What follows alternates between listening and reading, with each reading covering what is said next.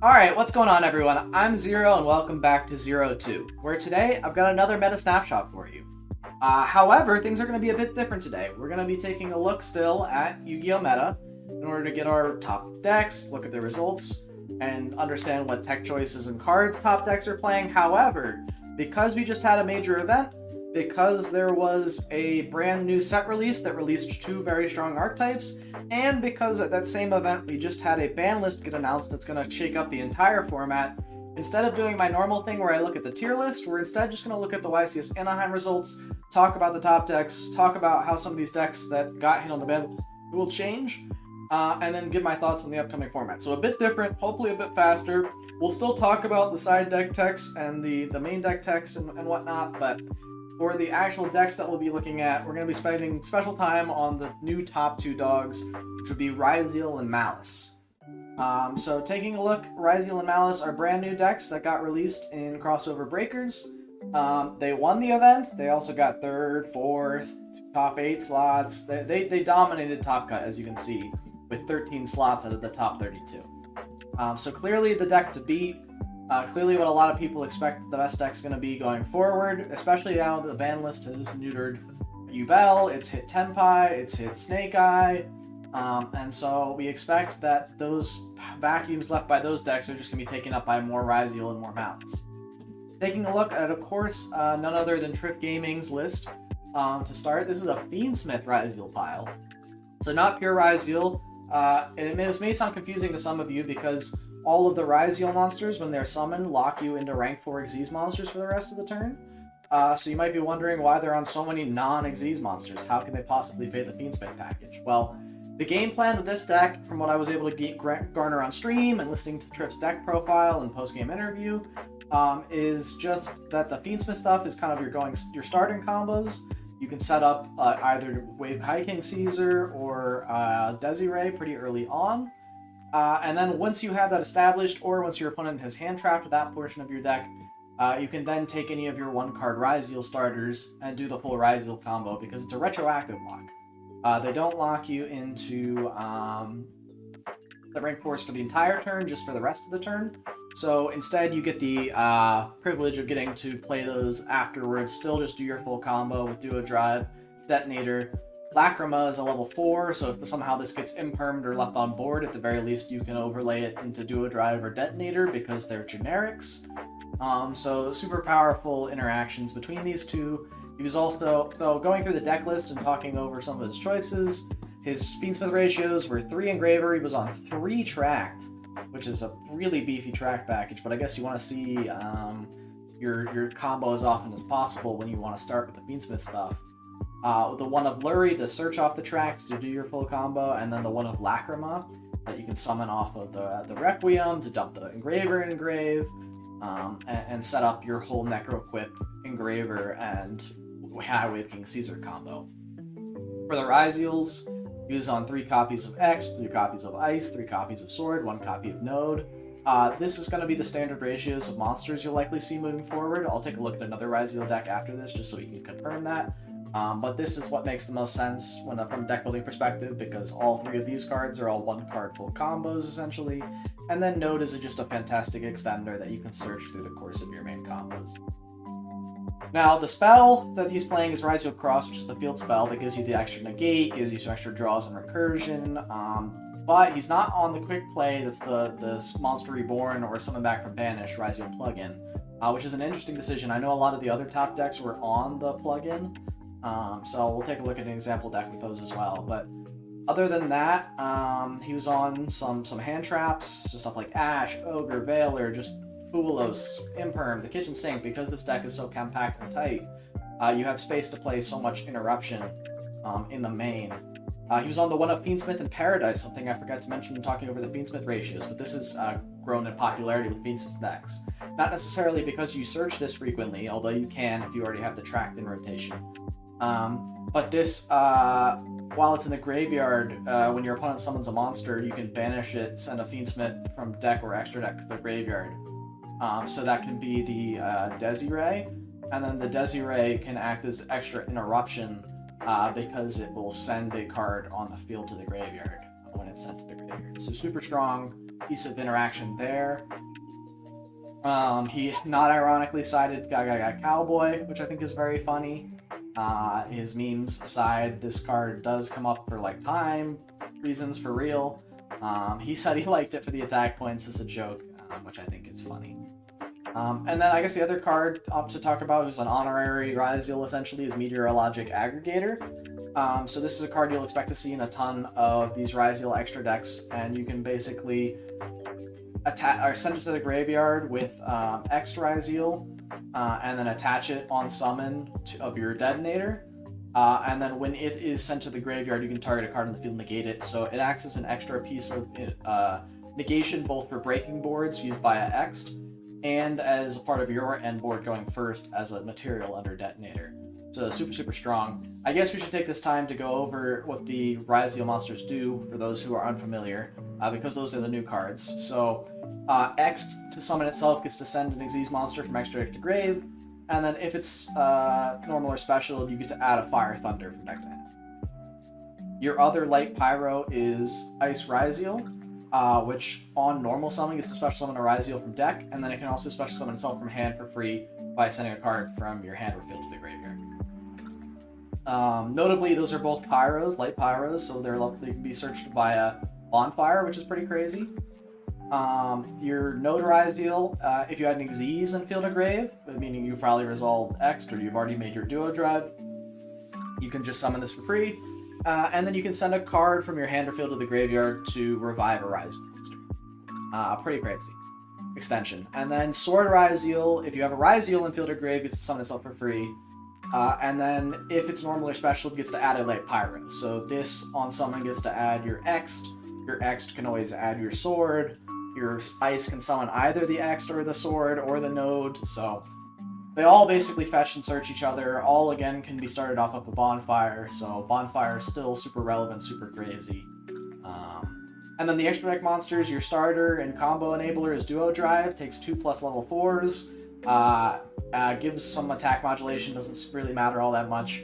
But the more important parts are its second and third effect. On summon, gets to attach a Ryzeal from grave to it, so it gets an extra material under it. But then during your main phase, you can attach to add 2 Ryzeal cards with different names from deck to hand. So that can be an extra monster for extension. That's typically Ryzeal Cross. That's the way you search it to get it onto your end board. And then your other piece of your end board typically is the Detonator, who's your other Xyz, who also takes 2 or more of the level 4 Ryzeals. So unlike Duo Drive is generic, Detonator is not. But it doesn't matter because you'll have so many Ryzeals in rotation, it's not going to be a problem. When your opponent activates a card or effect, quick effect, attach material, target a card in the field, pop it. Not once per turn, not once per chain. So typically this guy ends with at least 3 materials underneath him. Absolutely crazy way to be interacting with your opponent. And then on summon gets to attach a monster from grave, like we mentioned, that's how you get the aggregator underneath it. And then it also acts as a Dengirsu. If an Xyz monster would be destroyed by battle or card effect, you can just attach a material from this instead. So kind of does everything you want in one card. Super, super hard card to out. A lot of decks are having to come up with creative or interesting ways to deal with this card. So it'll be exciting to see, maybe looking at some of the other side or extra decks, what people are teching in to deal with this. Speaking of the side deck, since I don't know if we'll get a chance to talk about it later, I don't know if it'll be in the top side deck area, but if it is, we'll get to talk about it again. But you can see that Triff is on a Sanctum and Lancia package. A lot of people are at the very least on Lancia. He's on the Sanctum for Thrust, but Lancia is important against the Maliss deck, which we'll take a look at in a second. The Lancia can be discarded, or technically tributed from your hand or field to prevent your opponent from banishing cards for the rest of their turn. Making it super impactful against Maliss, whose full combos require you to banish cards in order to summon them back, so Lancia can completely shut them out of the game. So having this be searchable off of the Thrust is extremely important. We'll go ahead and take a look at one more Ryzeal deck. We'll take a look at the third place deck list here, just to make sure that I wasn't crazy about the ratios, and I'm not. So this is a more pure list without the Beansmith stuff.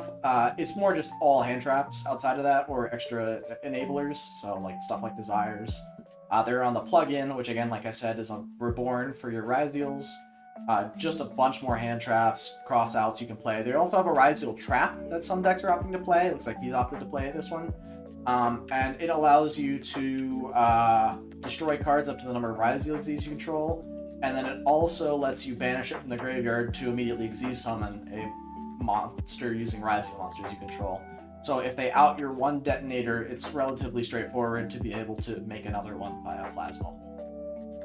And then if we look at the extra deck here for stuff that they might be on if they're not on the Fiendsmith stuff, they're on basically the kitchen sink of rank 4s. That's Abyss Dweller, Exciton, Baguska, or even on Light Dragon Agnister for just a generic one that can prevent destruction.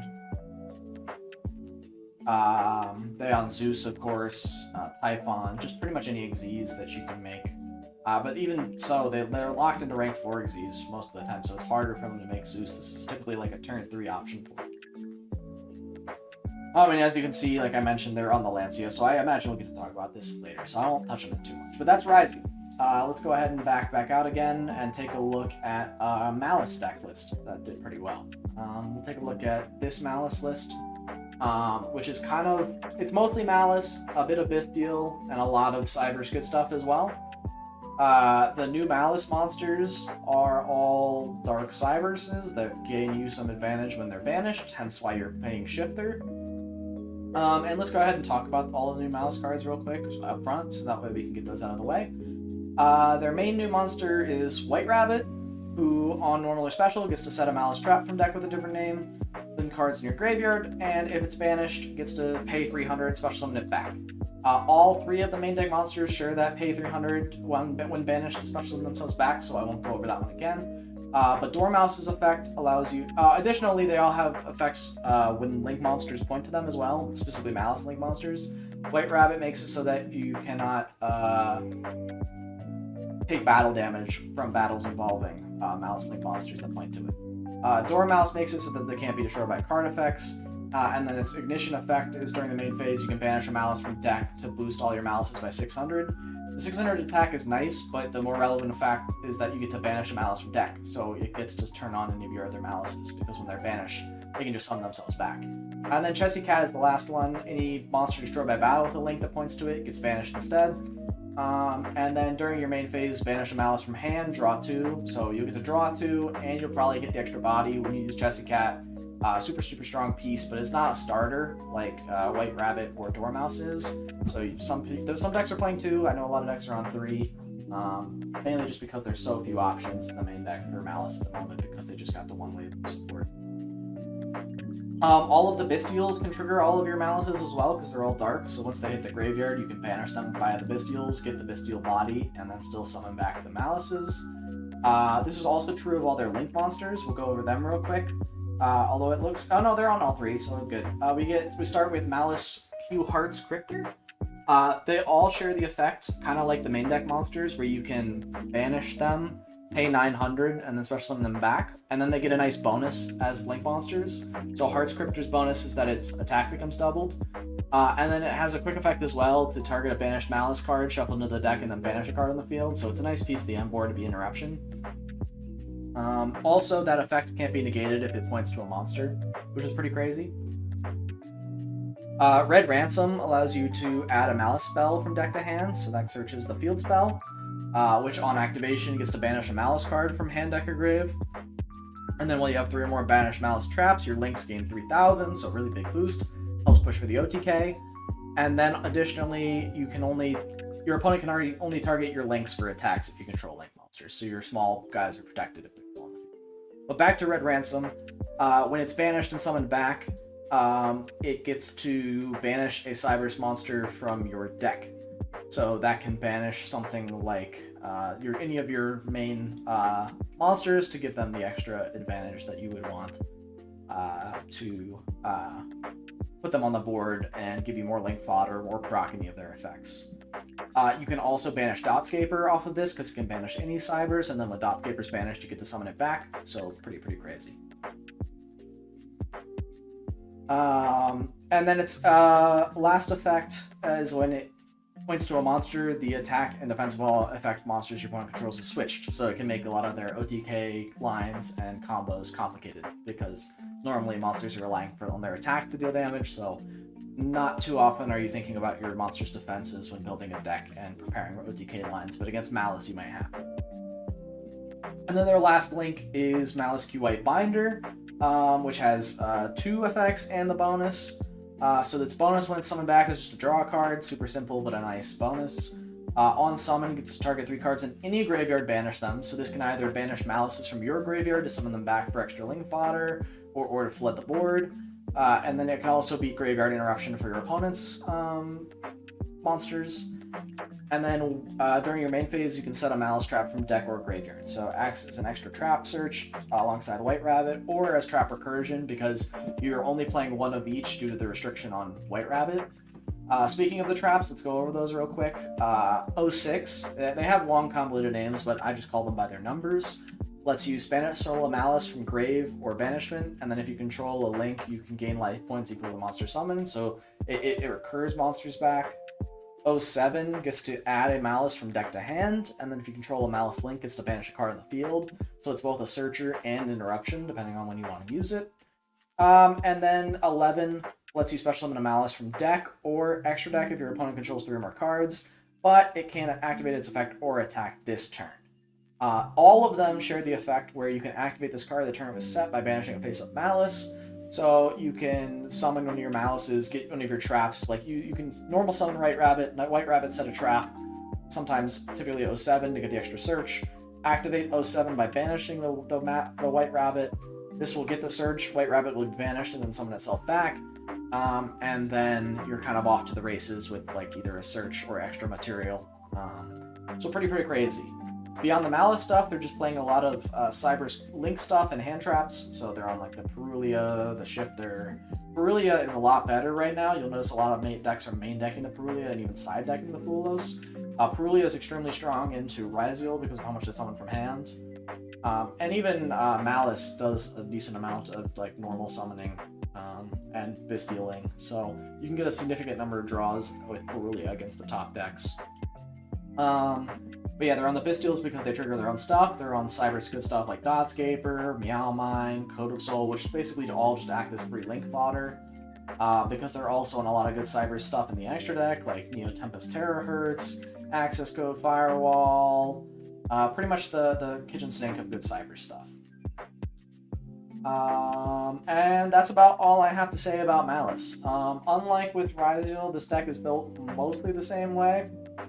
I have seen a number of lists playing slightly more Bestials. I've seen some lists even teching into Sky Striker stuff, which is pretty cool because you can end on just like the one link monster in the extra monster zone, but for the most part, you're just playing Banish Control with hand traps and whatnot.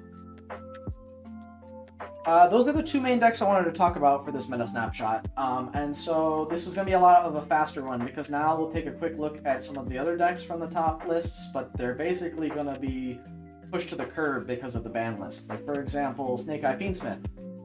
We don't even have the deck list for this, but we can go ahead and just talk about it real quick. The ban of OSS is going to make the Azamina engine very difficult for people to tech in because it doesn't bridge into any of the fire archetypes anymore. So stuff like base Snake Eye Fiendsmith, Fire King Snake Eye all get infinitely less consistent because you can't play the Wanted engine anymore. You can, you just don't get the bridge into your starters alongside the negate that you get off of the Ilya Silva. So it remains to be seen where Azmina's place is going to fall after this ban list, but a lot of people are predicting it to fall off just completely. Tempai becomes borderline unplayable with the new changes, notably one Chandra and one Kaiman. This has a lot of ramifications that make the deck really fragile to hand traps. For example, if you negate or interrupt the Chandra when they try and use this as their OTK starter or line, a lot of times in the past they could just activate the Kaimen, search for another copy, and then continue their OTK. But if you're able to remove this from the board, a lot of times they don't have a great way to get it back in any sort of reasonable capacity. I mean, they might compensate with more Fodra, but realistically, when they only have the one and you're able to interrupt with the one, it becomes very difficult for them to just play through it as easily as they used to. Additionally, now they have way less consistency because they lost 4 copies of cards that were their 1-card OTK. So a lot of people are predicting this deck to fall off the map completely. It still does have strong OTK lines, it's just hyper inconsistent now. So gonna be tricky to find the spot in the meta. And then, oops, I want to go back to recent events. Anaheim. And then additionally, Yubel was a deck that also was topping here, but people are expecting to fall off quite a bit. One Phantom hurts a lot because of the fact that a lot of the combos use Phantom as link material, we're able to generate and make multiple Phantoms a turn, and the fact that Phantom is one of your best ways to recycle your materials by shuffling them back in the deck. So only having the one, and then once your opponent deals with it, it being extremely hard to recur and recycle, means that Yubel is going to be fine, but it's way more fragile to interruption, way more fragile to breaking its board, and then beating it just through the grind game or the crackback. They have a lot less grind potential, and so I expect them to fall off quite a bit. What's going to take those slots? To be honest, it's likely going to be more Ryzeal and more Maliss. I don't see a world where those two decks don't just completely dominate. They seem so much stronger than everything else. You could see a world where maybe Fiendsmith Kashtira takes up some slots. Something like Centurion could also make a comeback, now that other decks that were slightly stronger than it kind of fallen out of the way. But I think that just because of how strong Ryzeal is, because of how strong Maliss are, they're just going to swallow up more of this pie rather than other decks creeping in to where the Tenpai, the Yubel, and the Snake Eye were filling it. That doesn't mean there isn't an opportunity for Rogue to still shine. Again, nothing in Fiendsmith was touched, so it's still very good as just a standalone strategy that you can throw into a lot of different stuff. You'll even probably tech it in stuff like Ryzeal and potentially Maliss, but likely not. Some rogue options will pop up here or there, like Memento could still be strong enough, Swiss could still be strong enough. Again, nothing they had got hit, but is this consistent tournament topping potential, or is this just a one-off tournament? I think that remains to be seen. And then we'll go ahead and take a look at the text and side deck options, although again, I do anticipate these changing relatively soon. Ash is now the top dog, overtook Imperm. Doesn't surprise me because of how strong stuff like Fuelos and Purulia are. I do think this is a bit skewed from older events, so I don't want to give this too much weight. Again, looking at what we saw from those top decks we were peeking at in Anaheim, I feel more confident in saying that Purulia is going to jump up this list quite a bit. But Ghost Ogre is still relatively strong. Droll is a very strong option right now, as a lot of decks are doing a ton of searching. Most specifically, Ryzeal loses relatively hard to Droll, Fiendsmith Ryzeal especially. And if we look at the side deck real quick, Dimensional Barrier is going to shoot up a ton, considering how good it is into Ryzeal. Shutting down Xyz is massive. So you'll probably see more decks opting for the Thrust D-Barrier combos. Purulia, like I said, will likely make it in the main. Fuelos will see a massive jump in the side if people don't decide to main it. I could see some targeted removal in here for the Detonator, because Detonator has that inherent destruction protection. Potentially something like simple Snake Eye Subversion. That's maybe where you could justify Azamina, because it natively searches an out to Detonator, which is really, really nice. But outside of that, it's kind of a sticky card to remove. So thinking of clever ways to get rid of it is going to be important in the coming format. That being said, I don't expect Cosmic to go down. Still incredible card. Still hits the Ryzeal Cross. It hits the Malice and Underground. Going to be extremely strong. But yeah, that's where the format stands right now. Again, shorter meta snapshot, but we wanted to keep it compact because of the ban list, because of the new event. I think the format is really going to shake up a ton. I'm super excited to do a meta snapshot in 2 weeks from now, once the format is solidified a bit more. Maybe once we have some more events under our belt, we can see a more concrete view of how the format's shaken up. But that has been the meta snapshot. Thank you so much for watching. If you liked the video, go ahead and drop a like. Go ahead and drop a subscribe to the channel. We're on our way to 50 and even 100 subs. It'd be fantastic if we get that as soon as possible. So if you like my kind of content, or if you like this video, go ahead and subscribe. You can always change your mind later. If you don't like the content anymore or want to stop watching, I totally understand. If you like the video and want to have more ideas for future videos I could do on Yu-Gi-Oh topics, on deck lists, on any sort of topic, I'm pretty game for it. So let me know in the comments what you'd like to see next. And if you didn't like the content or have any suggestions for ways I can improve, definitely let me know down in the comment. I'm always reading every comment, looking for feedback, looking for ways I can make my videos better. So I do this all for you guys. But without further ado, thanks again so much for watching. I'll see you in the next one. Bye!